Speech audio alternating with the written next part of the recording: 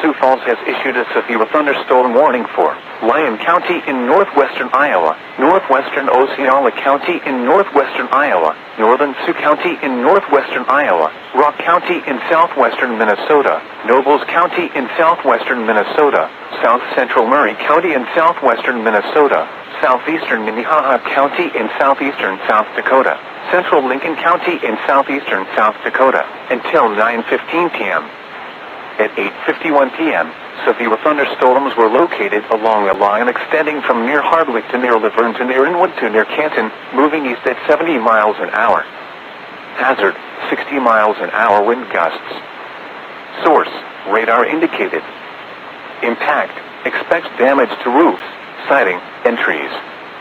Severe thunderstorms will be near Laverne and Leod around 8:55 p.m. Adrian and Lismore around 9 p.m. Rock Rapids, Rushmore and Wilmot around 9:05 p.m. Rock Valley and Dune around 9:10 p.m. Worthington, George, Brewster, Ellsworth and Little Rock around 9:15 p.m.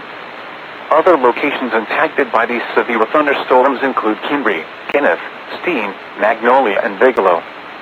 For your protection, move to an interior room on the lowest floor of a building.